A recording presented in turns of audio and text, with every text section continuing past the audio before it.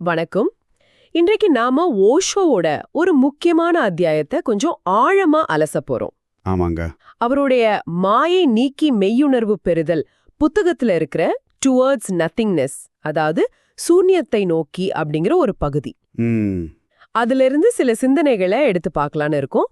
உங்ககிட்ட இருக்கிற இந்த மூலத்துல பாத்தீங்கன்னா ஓஷோவும் சில தேடுபவர்களும் பேசுற மாதிரி இருக்கு. ஆமா, இது ஒரு உரையாடல் வடிவம். இதுல தேடுபவரோட அகங்காரம், அப்புறம் குழந்தைங்களுக்கு ஏன் சந்நியாசம் கொடுக்கணும், மன நிபந்தனை பத்தி, பகிர்தல், குரு சிஷ்ய உறவுன்னு நிறைய விஷயங்கள் வருது. ஓஷோவோட வழக்கமான பதில்கள் மாதிரி இல்லாம இதுல கொஞ்சம் வித்தியாசமான கோணங்கள் இருக்கு. ஆமா, அதுதான் இந்த அலசலோட நோக்கம். என்னன்னா, ஆன்மீக பாதையில ஓஷோ சொல்ற சில சமயம் கொஞ்சம் யோசிக்க வைக்கிற கூர்மையான கருத்துக்களை நீங்க எளிமையா புரிஞ்சுக்கணுங்கிறது தான். சரி, உள்ள போலாமா? கண்டிப்பா. சரி, முதல்ல இந்த தேடுபவரின் அகங்காரம் பத்தி பேசுவோம். அதாவது சீக்கர்ஸ் ஈகோ. ஆன்மீகத்துல கொஞ்சம் ஏதோ முன்னேறின மாதிரி நமக்கு தோணும்போது ஒரு கர்வம் வருமே, நான் எதையோ அடைஞ்சிட்டேன் அப்படின்னு. இது தவிர்க்க முடியாததா? ஓஷோ இதை எப்படி பாக்குறாரு? ஓஷோ இத ரொம்ப இயல்பான ஒன்னாதான் பாக்குறாரு. கிட்டத்தட்ட நம்மளோட நிழல் மாதிரி தான் அப்படிங்கிறாரு. நிழல் மாதிரியா? ஆமா, அதுதான் அதுல சுவாரஸ்யமே. அந்த ஒப்பீடு தான். நிழலோட சண்டை போட முடியுமா? யோசிச்சு பாருங்க. அது ஒரு வீண் வேலைன்னு ஓஷோ சொல்றார். ஏன் அப்படி? ஏன்னா நிழல்ங்கிறது தனியா இருக்கிற ஒரு பொருள் இல்லையே. அது ஒளி எங்கேயோ தடுக்கப்படுறதுனால வர்ற ஒரு வெறுமை, ஒரு இல்லாமை. சரி, அதோட போய் சண்டை போட்டா நாம தான் சோர்வடைவோம். அது இன்னும் பலமா இருக்கிற மாதிரி நமக்கு தோணும். அதை எதிர்க்கிறத விட அதை கவனிக்கிறது தான் முக்கியம்னு அவர் சொல்றார். கவனிக்கிறதா? ஆமா. எப்போ நாம அந்த நிழலை இதுதான் நான் அப்படின்னு தப்பா புரிஞ்சுக்கிறோமோ, ஓஹோ, அப்பதான் பிரச்சனை ஆரம்பிக்குது, வழி வருது அப்படின்னு அவர் சுட்டி காக்குறார். அப்போ எதிர்த்து போராட வேண்டான்னா என்னதான் செய்யணும்? சிரிக்க சொல்ற மாதிரி சொன்னீங்களே, அது எப்படி உதவும்? ஆமா, அதை ஏத்துக்கிட்டு அதை ஒரு வேடிக்கையா பார்க்க சொல்றார். இதுக்கு அந்த பிரெஞ்சு இளவரசன் கதையை சொல்றார் இல்லையா? ஆமா ஆமா, சிறைக்கு போன இளவரசன். அங்க எல்லாரும் நான் நிலபராதின்னு சொல்லும்போது ஒருத்த மட்டும் நான் குற்றவாளிதான், இங்க இருக்கிறது சரிதான்னு சொன்னானா. உடனே இளவரசன் அவனை விடுதலை பண்ணிட்டான். இதுக்கும் அகங்காரத்துக்கும் என்ன தொடர்பு படுத்துறார் ஓஷோ? ரொம்ப முக்கியமான கேள்வி இது. உண்மையான பணிவுங்கிறது அகங்காரத்தை எதிர்த்து போராடுறதுனால வருது இல்லைங்கிறார். அப்புறம் அதோட இயல்பை உணர்ந்து, ஆமா இப்படி ஒண்ணு இருக்குன்னு அதை ஏத்துக்கிறதால தான் வருதுன்னு விளக்குறார். ஓ, சரி சரி. அந்த கதையில அந்த கைதி தன் குற்றத்தை ஏத்துக்கிட்டதுனால அவனுக்கு விடுதலை கிடைச்ச மாதிரி. அகங்காரம் இருக்குங்கிற உண்மையை நாம ஏத்துக்கிட்டு, ஆனா அதோட நம்மள ஐடென்டிஃபை பண்ணிக்காம இருந்தாலே போதும், அதோட பிடியிலிருந்து விடுதலை அடையலாம். அப்போ அகங்காரத்தோட சண்டை போட்டா நான் எவ்வளவு பணிவானவன் பாத்தியான்னு ஒரு புது அகங்காரம் தான் முளைக்கும்னு சொல்றாரு.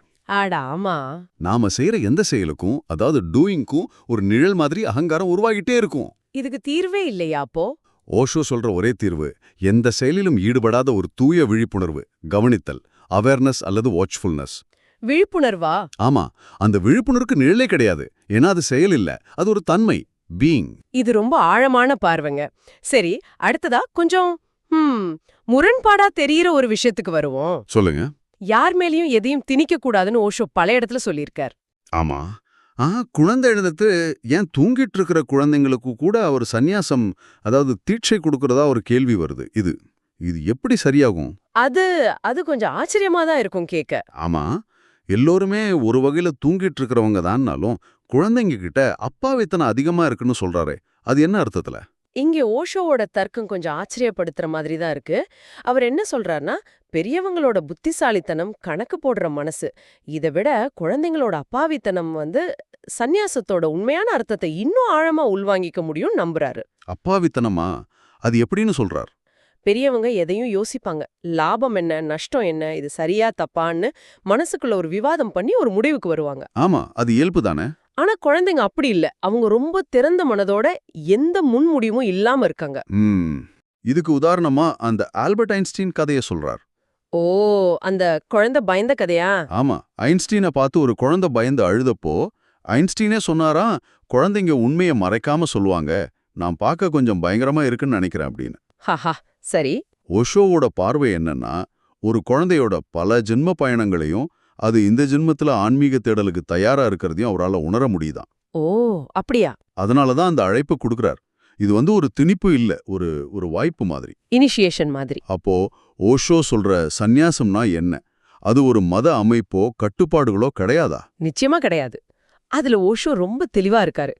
சந்நியாசம்ங்கிறது ஒரு குறிப்பிட்ட சித்தாந்தமோ மதமோ இல்ல சில ஒழுக்க விதிகளோ கிடையாது. அப்போ அது என்ன?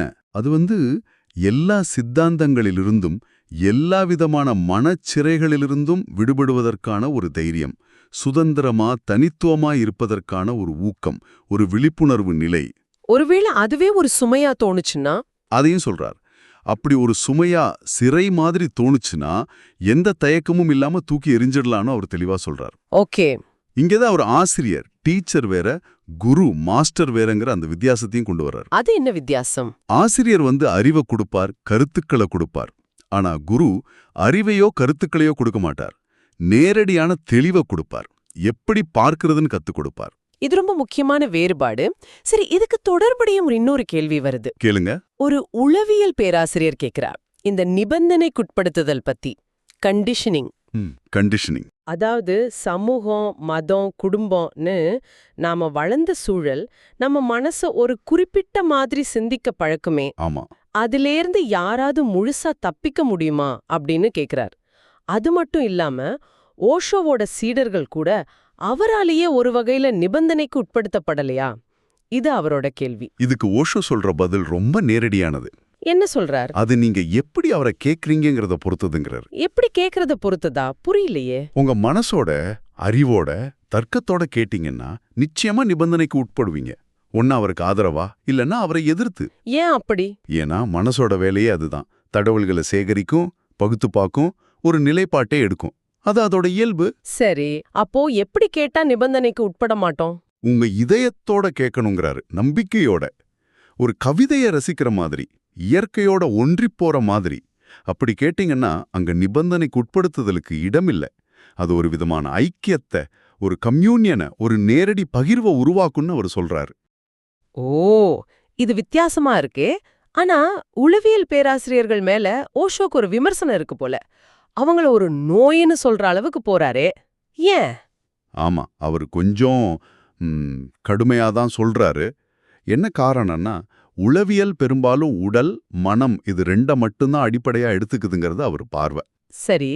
ஆன்மான்னு ஒன்று இருக்கிறதையோ அல்லது மனசுக்கு அப்பாற்பட்ட ஒரு தூய விழிப்புணர்வு நிலை இருக்கிறதையோ அது ஏத்துக்கிறது இல்லைன்னு அவர் நினைக்கிறார். அதனால அவங்க ரொம்ப சுலபமா மன அளவிலேயே சிக்கிக்கிறாங்க. வார்த்தைகளால, கோட்பாடுகளால நிபந்தனைக்குட்படுறாங்கன்னு அவர் நினைக்கிறாரு. இதுக்கு ஏதாவது உதாரணம் சொல்றாரா? சொல்றார். அந்த குடிகான பேராசிரியர் கதையை சொல்றார். ஆமா ஆமா, ஞாபகம் இது. நீதிபதி குடிதான் எல்லா பிரச்சனைக்கும் காரணம்னு சொன்னதும் அந்த பேராசிரியர் என்ன நினைச்சாரா? அப்பாடா, நீதிபதியே சொல்லிட்டார், என் மேல தப்பில்ல, குடி மேலதான் தப்புன்னு. ஆமா, தனக்கு சாதகமா எடுத்துக்கிட்டாராம். இது மனசோட தந்திரம்னு ஓஷோ சுட்டி காட்டுறார். அப்போ இந்த மன நிபந்தனைகளிலிருந்து தப்பிக்க வழி என்ன? இப்படி கேட்கணும்னு கடைசியா சொல்றார். அப்பாவித்தனத்தோட கேட்கணும், குழந்தை மாதிரி. தாமரை இலை மேல தண்ணீர் ஒட்டாம நழுவி ஓடுமே, ஆமா, அந்த மாதிரி மனச வச்சுக்கணும். மனசோட தர்க்கத்தை, விருப்பு வெறுப்ப கொஞ்சம் ஒதுக்கி வச்சுட்டு ஒரு வெற்று பாத்திரம் மாதிரி திறந்த மனதோட. ஆமா, திறந்த மனதோட கேட்கும்போது உண்மைங்கிற நதி நமக்குள்ள எந்த தடையும் இல்லாம பாயும். அது நம்மள நிபந்தனைக்குட்படுத்தாது, அது நம்மள தூய்மைப்படுத்தும், தெளிவுபடுத்தும். அப்போ நம்ம உள்மனசு எப்பவும் தூய்மையானதா? ஆமா, நம்மளோட உள்மனவாரம் எப்பவுமே தூய்மையா தான் இருக்கு. அதை எந்த மேகமோ புழுதியோ நிரந்தரமா கலங்கப்படுத்த முடியாதுங்கிறது ஓஷோவோட நம்பிக்கை. ரொம்ப நல்ல விளக்கம். சரி, அடுத்ததா பகிர்தல் பத்தி ஒரு கேள்வி வருது. ஓகே. நம்ம கிட்ட இருக்கிறத யாருக்கு கொடுக்கறது? ஏழைகளுக்கா, உறவினர்களுக்கா, இல்ல சமூக நிறுவனங்களுக்கா, ஆன்மீகவாதிகளுக்கா? இப்படி கேட்டதும் ஓஷோவோட முதல் எதிர்வினை என்னவா இருந்துச்சு? அவர் சிரிச்சுக்கிட்டே நீங்க விஷயத்தையே மாத்துறீங்கன்னு சொல்றாராம். விஷயத்த மாத்துறாங்களா? ஆமா, இதுக்கு அந்த முல்லா நஸ்ருதீன் கதையை உதாரணம் காட்டுறார். எந்த கதை?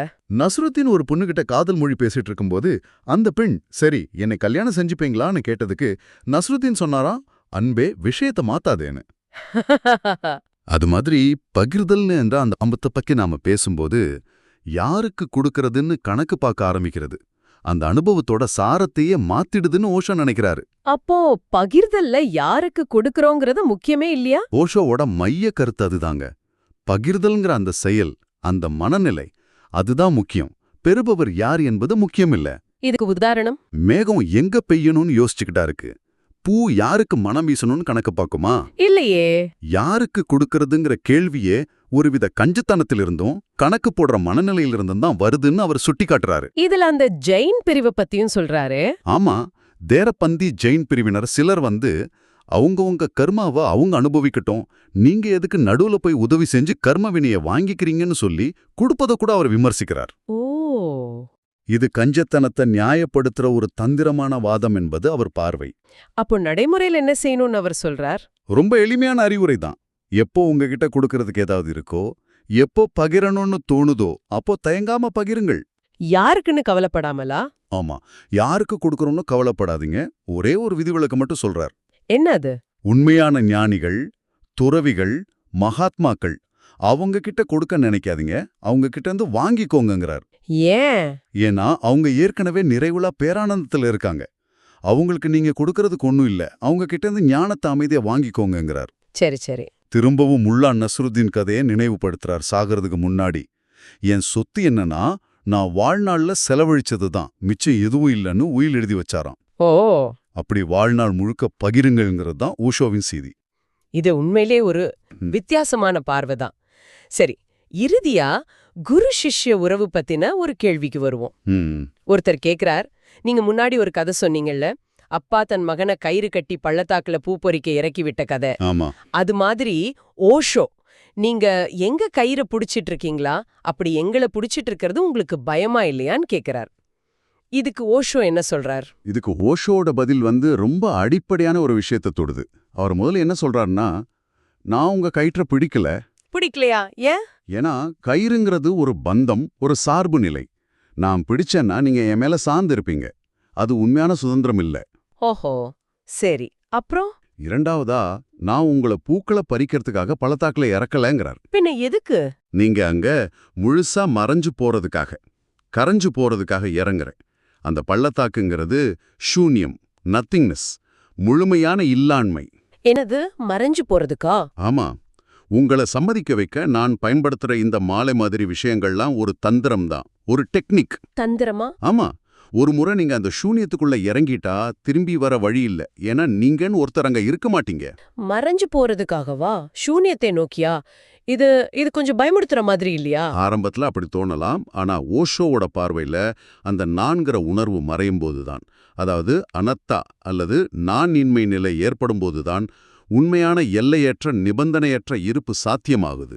ஓ, அந்த சூன்யம்தான் உண்மையான இருப்பை தருதா? ஆமா, அந்த சூன்ய அனுபவம் தான் உண்மையான கடவுள் அனுபவம் அல்லது மெய்ஞானம்னு அவர் சொல்றார். அதனால அவருக்கு பயமெல்லாம் இல்ல, அவர் இந்த முழு விளையாட்டையும் பார்த்து சிரிக்கிறார்னு சொல்றார். இது இது அகங்காரத்தை முழுசா கரைக்கிற ஒரு செயல்முறை மாதிரி தெரியுது. சரியா சொன்னீங்க, அதுதான் நோக்கம். ஆக இன்னைக்கு நாம ஓஷோவின் சில முக்கியமான ஆழமான கருத்துக்களை பார்த்தோம். ஆமா, அகங்காரத்தை நிழலா பார்த்து அதோட சண்டை போடாம ஏத்துக்கிறது. பெரியவங்களோட புத்திசாலித்தனத்தை விட குழந்தைகளோட அப்பாவித்தனம் எப்படி ஆன்மீகத்துக்கு உதவுங்கிறது. சரி, மன நிபந்தனைகளிலிருந்து விடுபட இதயபூர்வமா கேக்குறது, யாருக்கு குடுக்கறோன்னு கணக்கு பார்க்காம பகிர்தல். ஆமா, அப்புறம் கடைசியா குருவோட உண்மையான பங்குங்கிறது நம்மளோட நான்கிறதையே கரைச்சு சூனியத்துக்கு இட்டு செல்றதுதான்னு இப்படி பல ஆழமான விஷயங்களை தொட்டிருக்கோம். நிச்சயமா. இந்த சிந்தனைகள் எல்லாம் உங்களுடைய சுய தேடல்ல உங்க வாழ்க்கையில எப்படி எதிரொலிக்குதுன்னு நீங்க கொஞ்சம் யோசிச்சு பார்க்கலாம். இது எல்லாத்தையும் ஒன்னா சேர்த்து பார்த்தா ஒரு விஷயம் ரொம்ப தெளிவா தெரியுது. ஓஷோ எப்பவுமே அந்த வெளிப்படையான சடங்குகள், விதிகள், ஒழுக்கங்கள், ஏன் ஆன்மீகத்துல முன்னேற்றம் அடைகிறதுன்னு நாம நினைக்கிற படிகளை கூட தாண்டி உள்ளுக்குள்ள இருக்கிற அந்த விழிப்புணர்வு, அவேர்னஸ், ஆமா, பற்றற்ற தன்மை, அந்த நானற்ற வெறுமை நிலை, இதுக்கு தான் அதிக முக்கியத்துவம் கொடுக்கிறார். செயல் முக்கியம் இல்லை, செயலை செய்யும் போது இருக்கிற அந்த விழிப்புணர்வு தான் முக்கியம். எதையோ அடையிறது முக்கியம் இல்ல. ஆமா, இருக்கிற நிலைய ஆழமா புரிஞ்சுக்கிறது தான் முக்கியம்னு அவர் திரும்ப திரும்ப சொல்றார். சரி, உங்களுக்காக ஒரு இறுதியான சிந்தனை கேள்வி கேளுங்க. ஓஷோ ஒரு இடத்துல ரொம்ப ஒரு மாதிரி நகைச்சுவையா சொல்றார், சில சமயம் காலையில எழுந்திருக்கும்போது இந்த ஞானம் அடைகிற வேலையெல்லாம் விட்டுட்டு போய் ஒரு பழைய லாரி ஓட்டலாமான்னு கூட தோணும். ஆனா அப்புறம் நினைச்சுப்பேன், எத்தனை பள்ளி குழந்தைகள், அதாவது சீடர்கள் உள்ள, இதை விட நல்ல லாரி எனக்கு வேற எங்க கிடைக்கும்னு கேக்குறார். இந்த நகைச்சுவைக்கு பின்னாடி அந்த லாரிங்கிற உருவகம் அவருடைய பணியோட தன்மைய பத்தியோ அல்லது அவரை பின்தொடர்றவங்களோட நிலையையோ பத்தி மறைமுகமா என்ன சொல்ல வருதுன்னு நீங்க நினைக்கிறீங்க? நல்ல கேள்வி. இதை நீங்களே கொஞ்சம் யோசிச்சு பாருங்க. மீண்டும் அடுத்த அலசலில் சந்திப்போம். நன்றி.